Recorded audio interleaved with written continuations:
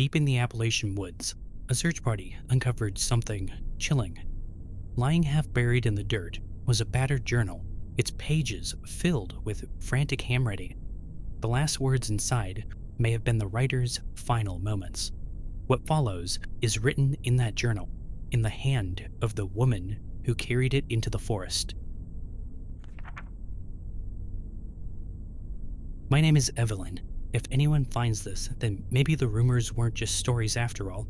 I came here for the light they speak of in old journals, the one they call a lantern in the belly of the woods. Some swear it's a blessing, others a curse, but to me, it's something else entirely. It's the last place my brother was seen alive. I can still remember his voice, calm and determined, saying he'd find it and bring back proof. That was nearly 6 months ago. When he never returned, the others in town said the forest had claimed him, like it claims all who go searching for the blow. But I can't just sit back. If there's even a chance he's still out there, or that the light holds the truth of what happened, I have to try. The forest rose ahead of me this morning like a wall, its tree line dark under the summer sky. Birdsong stopped at the edge. Even the air was silent as a dull breeze whispered in my ear. I told myself it was nerves, that every step would prove the villagers wrong. And yet, even after only an hour of hiking, I could swear the light was pulsing faintly between the trunks, beckoning me deeper. I promised myself I'd write everything down, every strange detail, every sound, every thought, because if this journal is all that's left of me, then maybe someone else will finally understand what waits in these woods. I kept walking, and the deeper I went, the more the silence pressed against me. I could only hear the sound of my boots breaking twigs and the occasional scratch of my pen against this page. It was as if the forest itself was patiently waiting for me. At one point, the ground dipped strangely under my step, like the earth wasn't packed soil at all, but thin crust over something hollow. I crouched and pressed my palm flat. For a moment, I swore I felt it shift, as if something beneath the dirt stirred at my touch. My imagination, I thought to myself, though I couldn't shake the crawling sense that I wasn't alone. Later, while stopping to drink, I noticed something worse. Eyes. Not animal eyes shining from the underbrush, but faint glimmers staring up at me from fissures in the ground itself. They appeared to just watch me, unblinking. By the time I dropped my canteen and looked again, they were gone. I wrote it off as a trick of the light, but even now, my hand trembles as I set this down. What kept me moving was the glow. Through the trees, faint but steady, I could see it, like a lantern suspended in the air, too far to touch but close enough to tease. With each step, it seemed nearer, pulsing faintly, like a heartbeat calling me deeper. The villagers may call it cursed, but I can't stop now. If my brother saw what I'm seeing, then he was right to follow it.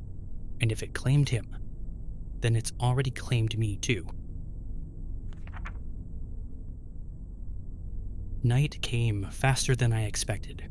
One moment the trees were washed in gold, the next they were silhouettes, black and sharp against a bruised sky.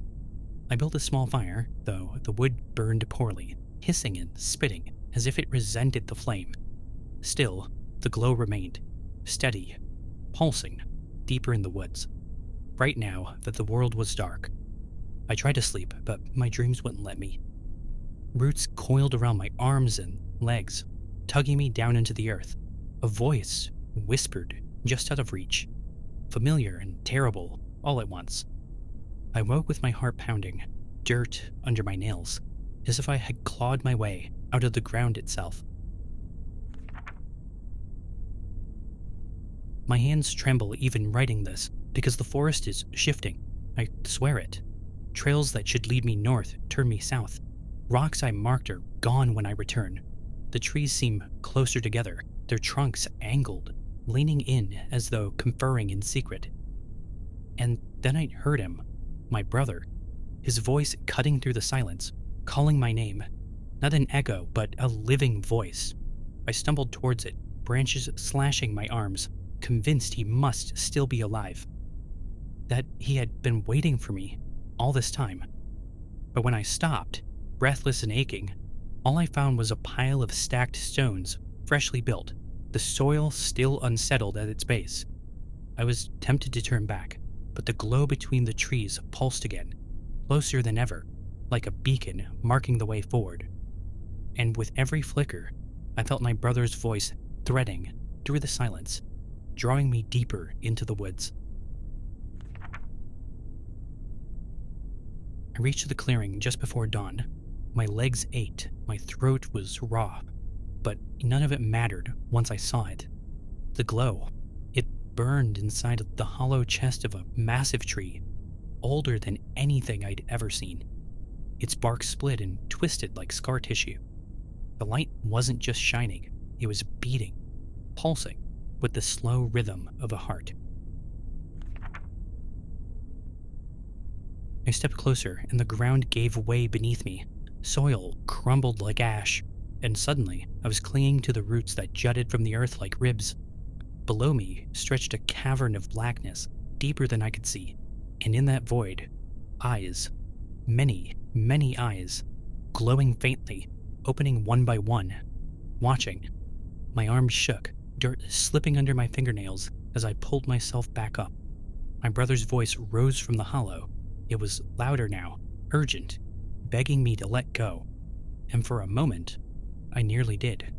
But as I stand here, staring into the abyss, I now realize the truth. That light isn't salvation. It isn't a lantern to guide us. It is the forest itself, its heart, and it doesn't want me to leave. My pen shakes as I write this. I don't know if anyone will find me, if anyone will even believe me, but I have to. When the search party found the notebook, it was lying half buried in the soil and leaves, its last line trailing off in a smear of ink and dirt. They searched the area for hours, calling her name, marking the trees, but there was no sign of her. Only the journal remained. The final entry stopped mid-sentence, but the pages before it were intact. Each one grew more frantic, more unsteady, as if written in the dark by trembling hands. The rescue team read it aloud around their fire that night, though most wished they hadn't. It spoke of voices calling from the earth, of eyes staring from beneath the ground, of a light that pulsed like a living heart. Some of the men insisted it was the ramblings of someone lost and starving. Others argued she must have stumbled into a sinkhole, or that the shifting ground gave way beneath her. But none could explain the faint glow they swore they saw from the ridge that night. A light, burning steady through the tree line, too far away to reach, too bright to be imagined. To this day, hikers say the same thing. If you venture deep into that stretch of forest, if you walk far enough into the silence, you'll see it. A lantern flickering in the belly of the woods. And if your gaze lingers too long, it beckons you to find it. Thank you for joining me on today's journey. Please make sure to like the video, subscribe to the channel, and ring that bell so you never miss an upload. There are always more dark stories to tell. I'll see you next time. Take care.